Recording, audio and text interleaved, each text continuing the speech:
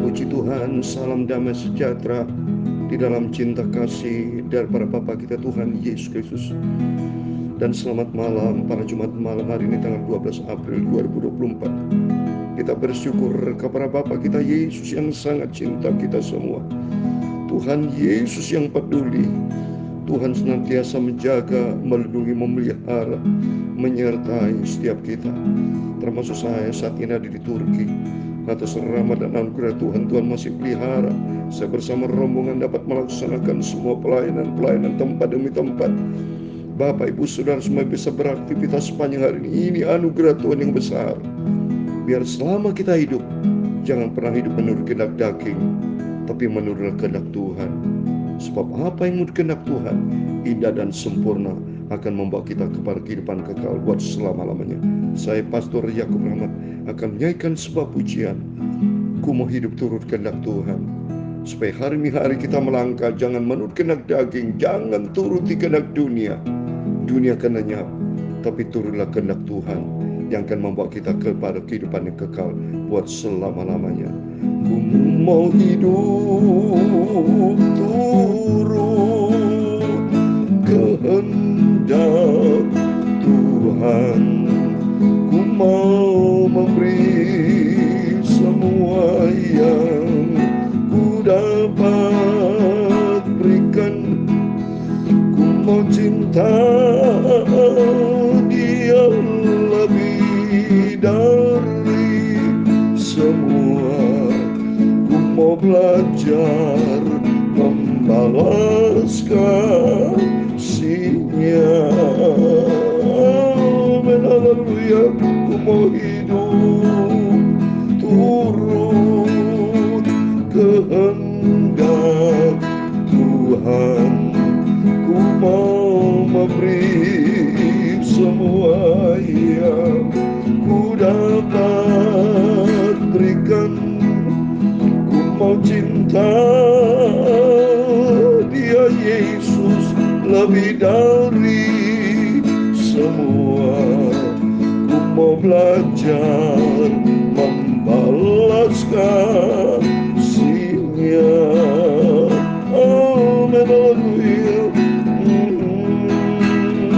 Dalam 1 Petrus pasal 4 ayat kedua demikian firman Tuhan.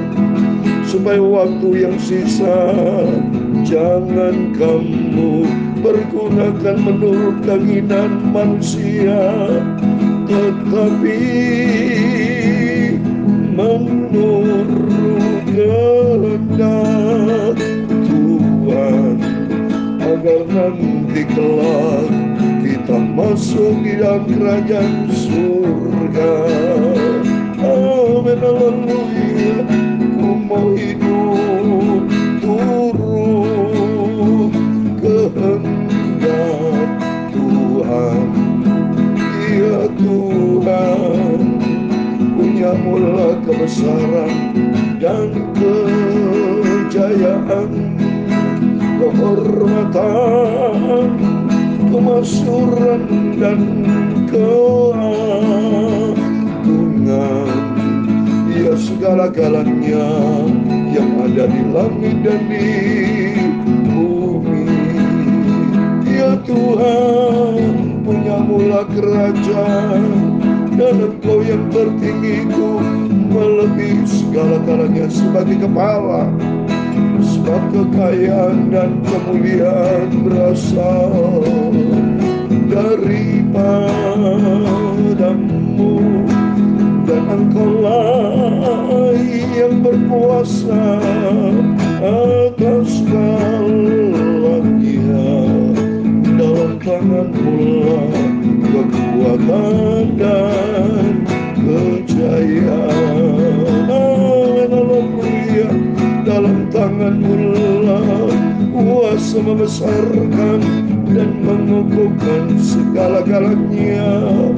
Sekarang ya Allah kami, dalam nama Tuhan Yesus Kristus, kami bersyukur kepada-Mu dan memuji nama-Mu yang agung itu. Itulah nama Dia atas segala nama Tuhan Yesus Kristus. Amin, haleluya. Bapa, sucikan mulutku, hatiku, dan pikiranku. Malam hari sebentar kami membaca firman-Mu.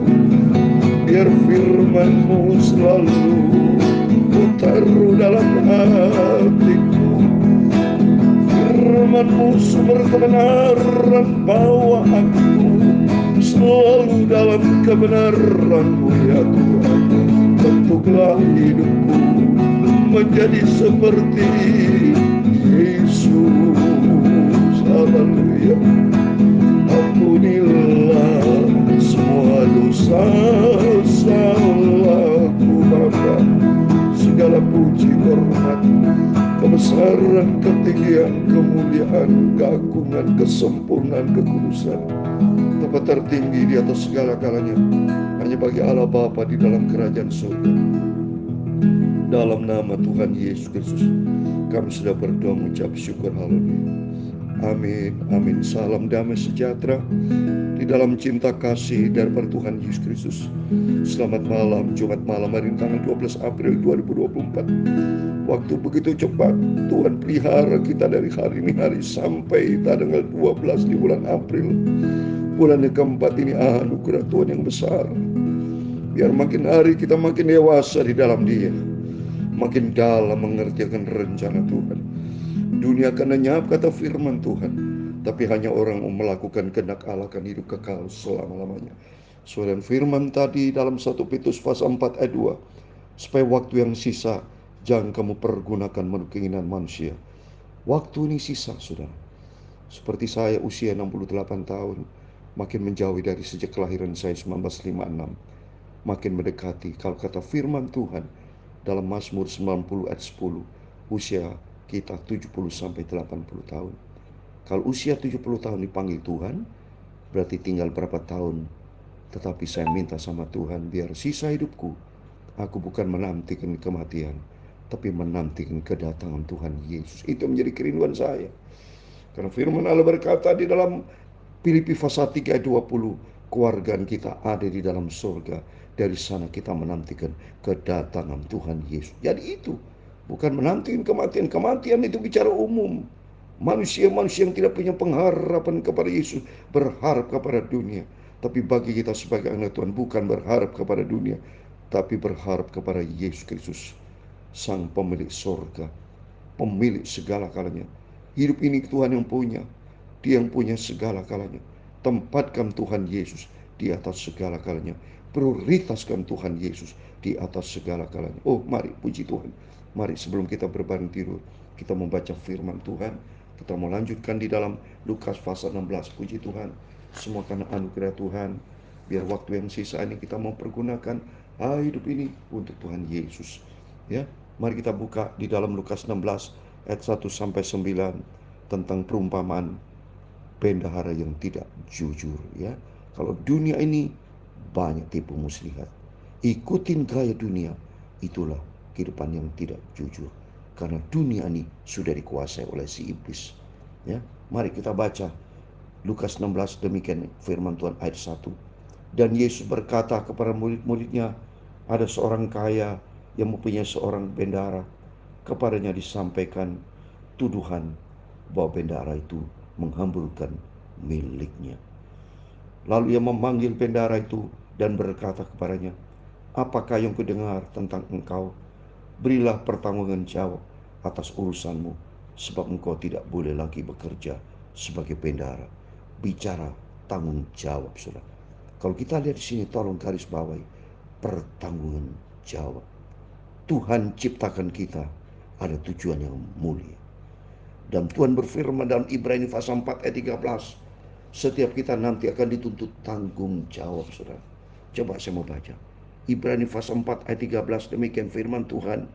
Dan tidak ada suatu makhluk pun yang tersembunyi di hadapannya, sebab segala sesuatu telanjang dan terbuka di depan mata Dia, yang kepadanya kita harus memberikan pertanggungan jawab. Harus, saudara. Karena hidup ini Tuhan yang kasih. Hidup ini bukan kita yang punya. Seperti Bapak Ibu contoh di sini, bekerja sebagai seorang bendahara. Setiap kita dituntut tanggung jawab.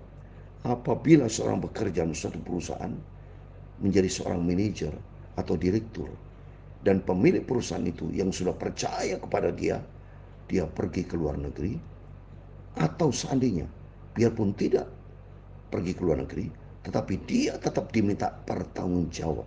Ya, kalau akhir tahun dilihat performance-nya, untung rugi laba, ya, untung rugi rugi atau untung atau rugi, saudara, itu diminta tanggung jawab. Tapi kalau sampai misalnya rugi, bertanggung jawab seperti apa? Kalau rugi pasti bisa dipecat, saudara. Buat apa dibayar? Seperti di dalam Lukas pasal 13. Buat apa ini? Kenyataan tidak menghasilkan buah. Sebaiknya dipotong. Jadi hidup ini harus bertanggung jawab, saudara. Takut sama Tuhan. Setiap kita nanti diminta pertanggung jawab. Seperti di dalam Roma pasal 12 saya membaca. Setiap kita nanti dituntut tanggung jawab seperti firman Tuhan tadi dikatakan. Semua telanjang terbuka di depan mata Tuhan. Dan tidak ada yang satu tersembunyi. Semua nanti diminta tanggung jawab. Kalau kita tuntut tanggung jawab, waduh saudara, maka kita pentingnya kita mau selalu sungguh-sungguh sama Tuhan. Mari kita mau baca. Roma pasal 14 ayat 12 dikatakan demikian. Demikian setiap orang di antara kita akan memberikan pertanggungjawab tentang dirinya sendiri kepada Allah. Coba nih, diri kita nanti tanggung jawab karena kita hidup di dunia ini atas kehendak Tuhan. Tapi manusia banyak hidup menurut kehendak daging, tidak menurut kehendak Tuhan. Nanti diminta tanggung jawab, saudara. Ya, karena suatu hari kelak, kalau dalam Ibrani 9 ayat 27, manusia akan mati tinggalkan dunia ini. Kalau tinggalkan dunia dalam kehidupan yang tidak performa baik di hadapan Tuhan, apa yang terjadi, saudara? Lihat itu, seperti contoh orang kaya dan Lazarus. Orang kaya mati, saudara. Lazarus masuk surga. Tapi kehidupan orang kaya, karena kekayaannya, cinta akan uang. Coba kita lihat berikutnya. Ya, apa yang terjadi? Kata bendahara itu di dalam hatinya, apa yang harus aku perbuat? Tuanku memecat aku dari jabatanku sebagai bendahara. Mencangkul aku tidak dapat, mengemis aku malu. Kita sebagai bendahara, bendahara di sini artinya kepercayaan yang Tuhan berikan dalam kehidupan untuk memegang seluruh aset. Aset kita apa? Semua berkat-berkat yang Tuhan percayakan kepada kita. Kita sebagai bendahara, stewardnya Tuhan. Tapi setiap kita, banyak manusia tidak bertanggung jawab. Senanya hidup menurut kedagingan, tidak menurut kehendak Allah. Ini contoh menurut daging. Apa yang terjadi? Mari kita baca ayat keempat. Aku tahu apa yang harus aku perbuat supaya apabila aku dipecat dari jabatanku sebagai bendahara, ada orang yang akan menampung aku di dalam rumah mereka. Lalu memanggil seorang demi seorang yang berutang kepada tuannya. Katanya kepada yang pertama, berapakah hutangmu kepada tuanku? Jawab orang itu, 100 tempayan minyak. Lalu katanya kepada orang itu, inilah surat hutangmu. Duduklah dan buat surat hutang lain sekarang juga 50 tempayan. Coba ini saudara, dia berarti menyalahgunakan jabatan. Padahal dia sudah dipecat. Sama dengan kehidupan kita. Kalau kita sudah tidak menjadi orang bisa dipercaya sama Tuhan, apa yang terjadi? Banyak gaya dunia dengan gaya penuh dengan tipu daya iblis, penuh dengan kebohongan. Hidup ini banyak manusia-manusia itu tidak bisa dipercaya dan menjadi pembohong, tidak berkenan di hadapan Tuhan. Termasuk di sini, ya. Terus kita lihat di sini ayat yang kelima, ya. Lalu ia memanggil seorang demi seorang yang berutang kepada tuannya, katanya kepada yang pertama, berapa hutangmu kepada tuanku? Jawab orang itu, 100 tempayan minyak. Lalu katanya kepada orang itu, inilah surat hutangmu, duduklah dan buat surat hutang lain sekarang juga 50 tempayan. Kemudian berkata kepada yang kedua, dan berapa hutangmu? Jawab orang itu, 100 pikul gandum. Katanya kepada orang itu, inilah surat hutangmu, buatlah surat hutang lain 80 pikul. Lalu Tuhan itu memuji bendahara yang tidak jujur itu, karena ia telah bertindak dengan cerdik. Sebab anak-anak dunia lebih cerdik terhadap sesama daripada anak terang. Memang saudara, ya, anak terang jujur hidup dalam ini cerdik menurut akal-akal sendiri. Tapi Tuhan tidak berkenan kalau dengan cara bohong. Dan ayat 9 dikatakan, dan aku berkata kepadamu, ikatlah persahabatan dengan mempergunakan mammon. Mohon maaf, mohon maaf. Seringkali saya terlalu semangat, ya, menyampaikan firman Tuhan semangat, tapi kesel, mohon maaf ya. mempergunakan mamon yang tidak jujur, supaya jika mamon itu tidak dapat menolong lagi, kamu diterima di kemah, di dalam kemah abadi. Kemah abadi apa? Sama-sama kekal, saudara, ya, sama-sama abadi, meninggal, dipanggil sama Tuhan, kemah abadi, masuk di dalam kuburan itu kemah abadi, ya. Tapi bagi kita sebagai Tuhan yang hidup di dalam firman Tuhan, di balik kematian ada kebangkitan. Yang jelas di sini, yang pertama, setiap kita dituntut tanggung jawab, saudara. Yang kedua, mari bertindak menjadi orang yang jujur. Ikut Kristen bukan akal-akalan seperti ini, pendahara. Akal-akalan. Memang dunia ini banyak akal, katanya si pemilik perusahaan ini.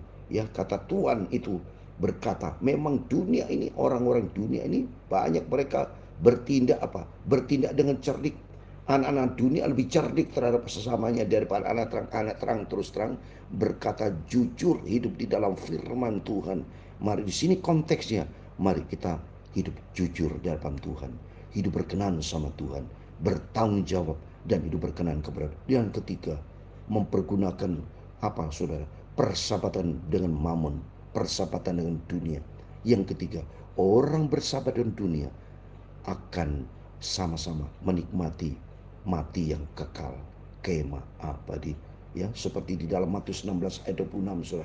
Saya mau baca Matius 16 ayat 26, dikatakan demikian firman Tuhan. Apa gunanya seorang memperoleh seluruh dunia tapi kehilangan nyawanya, dan apa yang dapat diberikannya sebagai ganti nyawa? Jangan cinta dunia. Jadi konteks yang ketiga, jangan cinta dunia, tapi cintai Tuhan Yesus. Cinta Tuhan Yesus mendapatkan kemah abadi, surga buat selama-lamanya. Tapi cinta dunia, kemah abadi, kuburan, saudara, mati yang kekal. Ya, bagi setiap orang Kristen yang hidup di dalam Kristus, bukan mati yang kekal, dia akan dibangkitkan dan mendapatkan hidup yang kekal. Tapi bagi mereka yang hidupnya tidak jujur, yang tidak sesuai dengan firman Tuhan, kemah abadi, kematian yang kekal. Oleh itu mari melalui firman Tuhan ada 3 poin. Yang pertama, menjadi anak Tuhan yang bertanggung jawab. Kedua, bisa dipercaya. Dan ketiga, jangan cinta dunia, jangan cinta mamon, cintailah Tuhan Yesus. Kalau cinta Tuhan Yesus, kita punya tempat hidup kekal bersama dengan Tuhan. Dan melalui firman Tuhan ada 3 hal penting. Mari kita menjadi orang bertanggung jawab, saya. Karena setiap kita dituntut tanggung jawab. Dan kedua, jadilah orang bisa dipercaya. Dan cintalah Yesus, bukan cinta dunia. Dunia, kata firman Tuhan dalam surat 1 Yohanes pasal 2:17, dunia kan hanya, tapi hanya orang melakukan kehendak Allah akan kekal selama. Amin. Ku mau hidup turut kehendak Tuhan. Ku mau memberi semua yang ku dapat berikan. Ku mau cinta Dia lebih dari semua. Ku mau belajar membalas kasih-Nya. Amin, haleluya. Tuhan memberkati engkau dan melindungi engkau. Tuhan menyinari engkau dengan wajah-Nya dan memberi engkau kasih karunia. Tuhan menghadapkan wajah-Nya kepadamu dan memberi engkau damai sejahtera. Bapa kami yang di surga, dikuduskan nama-Mu. Datanglah kerajaan-Mu, jadilah kehendak-Mu di bumi seperti di surga. Amin, haleluya. Berikanlah kami pada hari ini makanan kami yang secukupnya, dan ampunilah kami akan kesalahan kami, seperti kami juga mengampuni orang bersalah kepada kami. Dan janganlah membawa kami ke dalam pencobaan, tetapi lepaskanlah kami daripada yang jahat. Karena Engkau-lah yang mempunyai kerajaan dan kuasa dan kemuliaan sampai selama-lamanya. Amin. Puji Tuhan. Sebelum kita berbaring tidur, berjaga dan berdoa, ada 3 hal penting malam hari kita dengar firman Tuhan. Yang pertama, marilah kita menjadi Tuhan yang bertanggung jawab. Hiduplah di dalam firman Tuhan. dan jaga kepercayaan yang Tuhan percayakan kepada kita. Dan ketika jangan cinta dunia, kan dunia akan lenyap, tapi cintailah Tuhan Yesus, hiduplah menurut kehendak Tuhan. Amin. Tuhan Yesus memberkati kita semua. Amin.